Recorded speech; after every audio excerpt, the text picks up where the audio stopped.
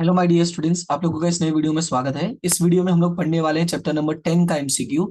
जो chapter number 10 है वो आपका है मार्केटिंग मैनेजमेंट। इसके पहले मैंने 1 to 4 और 8 9 यानी टोटल 6 चैप्टर्स का मैंने बता दिया है।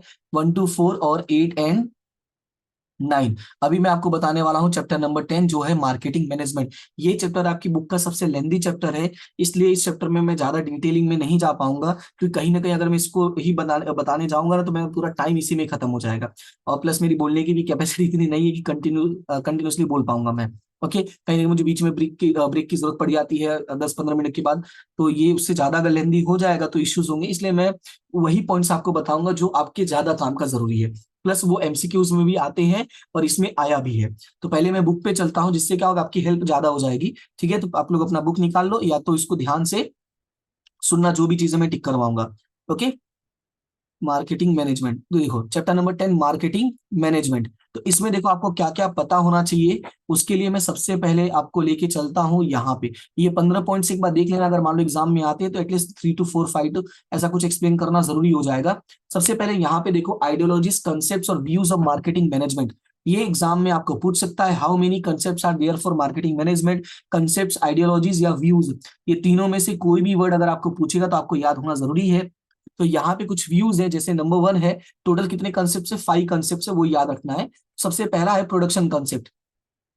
तो जो प्रोडक्शन कंसेप्ट है वो नाम से ही है कि ये सिर्फ एक ही चीज पर फोकस करता है कि प्रोडक्ट अवेलेबिलिटी, यानी जितना हो सके जैसे हो सके मार्केट में प्रोडक्ट को लेकर आओ। और कैसा लेकर आओ, एकदम चीप प्रोडक्ट। चीप का मतलब यहाँ पे क्या, लेस कॉस्टली। और ऐसे बोल सकते हैं कि कम प्राइस वाला है। चीप का मतलब खराब वाला चीप नहीं है, बोलते हैं हाउ चीप, वो वाला चीप नहीं। ये चीप का मतलब क्या, सस्ता वाला। This concept is known as a production oriented concept.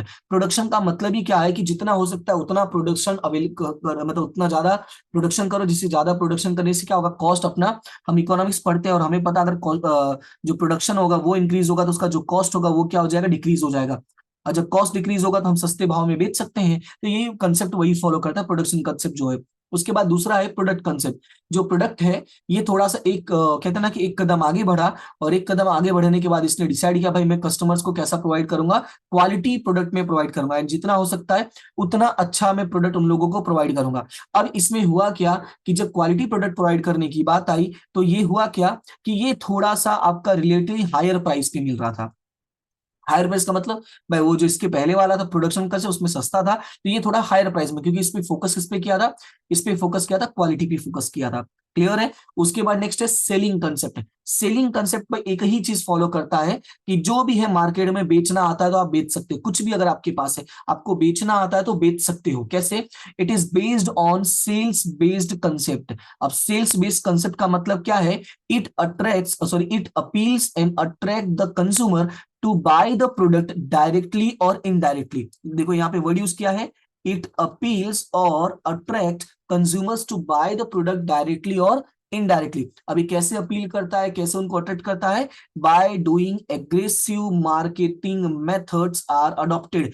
Various method of sales promotion are adopted, like advertising, advertising हो गया, कंपेन हो गया, डायरेक्ट सेलिंग हो गया। यानी अलग अलग मेथड यूज करके ये मार्केट में डिमांड को क्या करते, इंक्रीज करते। और डिमांड मतलब कि लोग आके परचेस करें। क्लियर है। यानी पूरा का पूरा जो फोकस किया था वो किस पर किया था, यहाँ पे एडवर्टीजमेंट पे किया था। Okay, now the next one, marketing concept.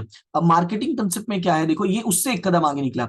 ये क्या है, यूजर बेस्ड कंसेप्ट है। किसके बेस है, यूजर। यूजर का मतलब किसकी बात कर रहे हैं, कंज्यूमर के ऊपर है। यानी जो कंज्यूमर को चाहिए हम वही बेचेंगे।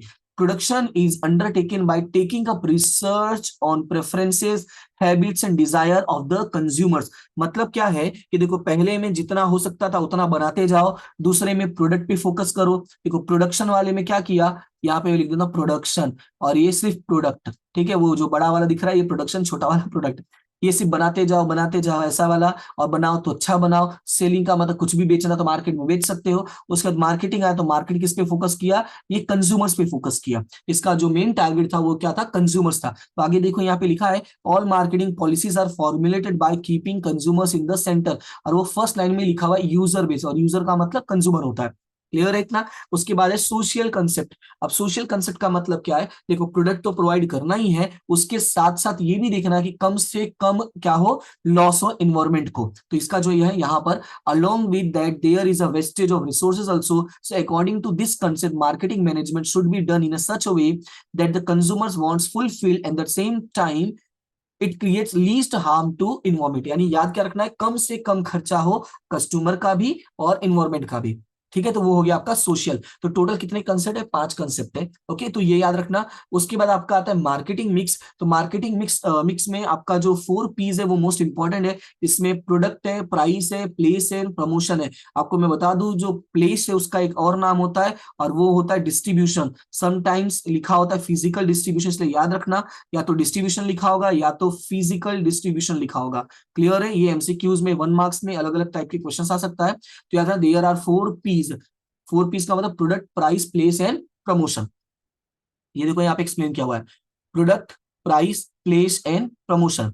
अब जो प्रोडक्ट में है उसमें क्या है, अलग अलग ऑप्शन है, लाइक ब्रांडिंग हो गया। तो ब्रांडिंग का मतलब क्या था, सिर्फ आपको हेड जो मेन लाइन है फर्स्ट एंड वही रीड करना है, उससे बाकी का पॉइंट क्लियर हो जाएगा। ब्रांडिंग का मतलब क्या है, to distinguish on product from the products of customer. Branding is essential, यानी जो अपना प्रोडक्ट है वो कस्टमर मतलब दूसरे के प्रोडक्ट से क्या लगे, कस्टमर को अलग लगे। यानी जो कंपटीटर है उसके प्रोडक्ट से अपना प्रोडक्ट अलग लगे, तो ऐसा कोई भी काम करना उसको क्या बोलते हैं, ब्रांडिंग बोलते हैं। फॉर एग्जांपल ये लेबल भी हो सकता है, लोगो भी हो सकता है, डिजाइन हो सकता है, number which can help the consumer in identifying the product.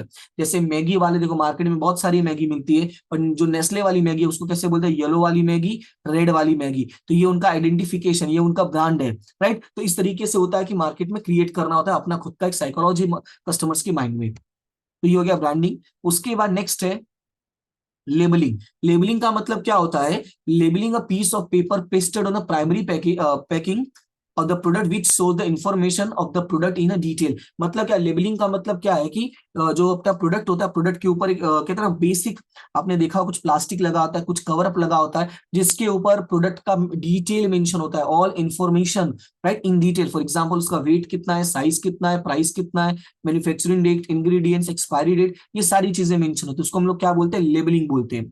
उसके बाद नेक्स्ट है आपका पैकेजिंग। पैकेजिंग का मतलब क्या था, performs the function of decorating the product. Packaging in the form of plastic, clothes bag, cardboard, plastic barrels, boxes, ये सारी चीजें। इसमें देखो ज्यादा कुछ खास नहीं है। प्राइस है, price determination of product is most important for any business unit. Price is very important for both the buyers and seller. Demand for a product is inversely related to the price of product. अब याद क्या रखना है, when price of product rises, demand tends to fall. When price falls, demand rises. यानी याद रखना है, price determination process of any business unit determines the market situation. अब जो मेन इंपॉर्टेंट लाइन है वो याद रखना है, every firm has to fix reasonable price for the product।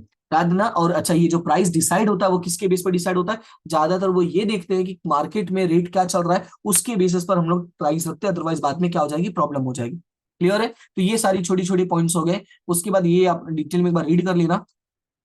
Place हो गया, तो प्लेस का मतलब जहां पे मार्केट को सेल करना होता है वो हो गया।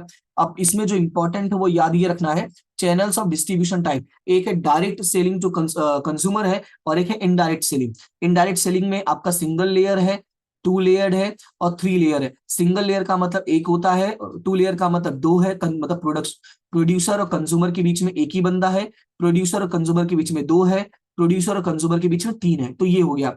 और डायरेक्ट सेलिंग में कितने होते हैं, 0 लेवल होता है, इसका दूसरा ही नाम है जीरो लेवल डिस्ट्रीब्यूशन सिस्टम। तो ये आप लोग याद रखना।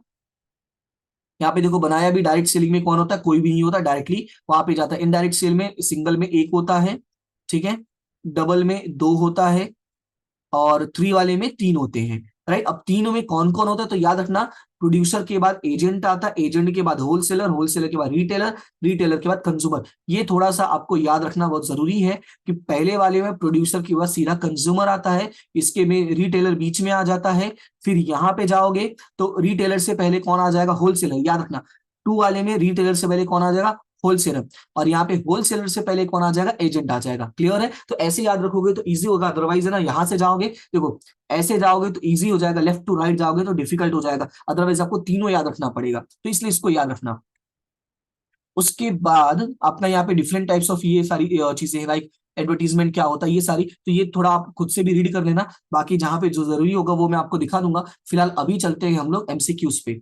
तो पहला है what is marketing mix in marketing management. तो अभी हम लोगों ने रीड किया और मैंने बोला आपका 4P होता है, राइट। तो 4P में कौन कौन सा था, तो पहला था प्रोडक्ट, प्राइस, ठीक है, प्रोडक्ट, प्राइस, प्लेस और प्रमोशन।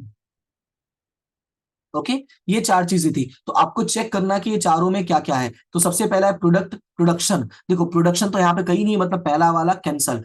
प्रोडक्ट ट्रांसपोर्टेशन, यहाँ पे ट्रांसपोर्टेशन भी नहीं, मतलब ये वाला भी कैंसल।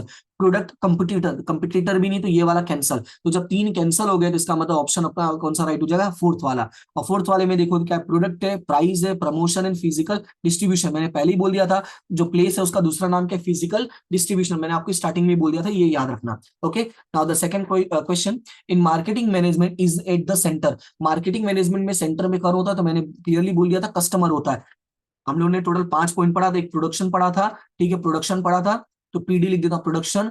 उसके बाद प्रोडक्ट, पीआर, पीआर प्रोडक्ट, उसके बाद सेलिंग, उसके बाद मार्केटिंग, उसके बाद सोशल। प्रोडक्शन में मैंने बोला था प्रोडक्शन करते जाओ, प्रोडक्ट में क्वालिटी बढ़ाते जाओ, सेलिंग में एडवर्टीजमेंट करते जाओ, मार्केटिंग में कस्टमर से बातचीत करो, रिसर्च करो, उसके बेस पे बनाओ, सोसाइटी वाले में, सोशल वाले में, भाई सब कुछ देखना है। ओके, नेक्स्ट है what is the main objective of branding. तो ब्रांडिंग का मेन ऑब्जेक्टिव क्या होता है, तो ये है differentiating companies product from the competitors. यानी हमारा जो प्रोडक्ट है वो कंपटीटर्स के प्रोडक्ट से अलग दिखना जरूरी है। नेक्स्ट है when the manufacturer sells the product directly to the consumer, sales the product directly. तो डायरेक्टली सेल करता है तो उसके बीच में कितने चैनल होते हैं, कितने लेवल का चैनल है, तो जब डायरेक्टली सेल कर रहा है तो उसके बीच का आंसर क्या हो जाएगा, जीरो लेवल। यानी जो चैनल होता है वो कितना होता है, जीरो होता है। तो ये याद रखना, आपका आंसर हो जाएगा जीरो। नेक्स्ट है what is to be done by promotion. Promotion का मेन काम क्या होता है, देखो प्रमोशन का मेन काम होता है भाई आपका जो सेल है उसको इंक्रीज करना। तो आंसर क्या हो जाएगा, एडवर्टीजमेंट लोग क्यों करते हैं, इसीलिए ना, तो इंक्रीजिंग द सेल ये मेन काम है। नेक्स्ट है which of the following is the function of salesman in personal selling. अच्छा, पर्सनल सेलिंग में उसका काम क्या होता है, तो presentation of product before the potential consumer, packing the product, personal use of product, approving new salesman. देखो अब वो खुद सेल्समैन है तो ये तो करेगा नहीं। Personal use of product, sales में बेचने का काम दिया तो यूज तो करेगा नहीं। पैकिंग द, अब भाई बेचने का काम है तो पैकिंग करने का काम तो करेगा नहीं। तो आंसर क्या हो जाएगा, presentation of product before the potential customer. यानी जहां भी जाएगा पर्सनल सेलिंग में वहां पे एडवर्टीजमेंट करके लोगों को दिखाएगा भाई ऐसे ऐसे यूज करना होता है।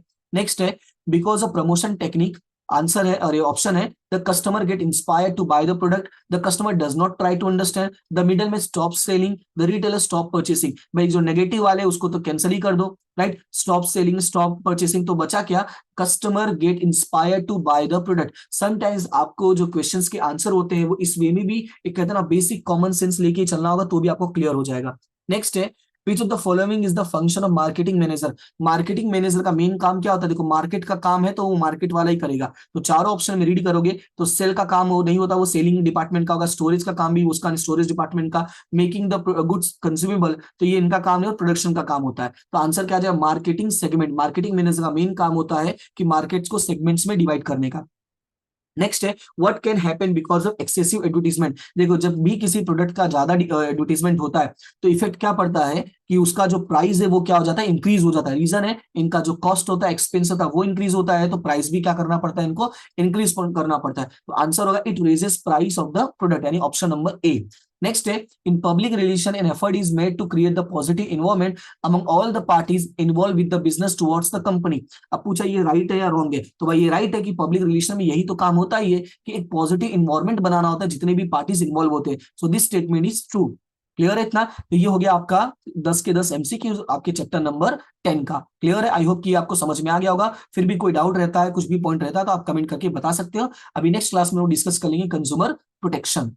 ओके, तो अभी के लिए इतना ही, फिलहाल मिलते हैं नेक्स्ट क्लास में, तब तक के लिए thank you so much and have a good day.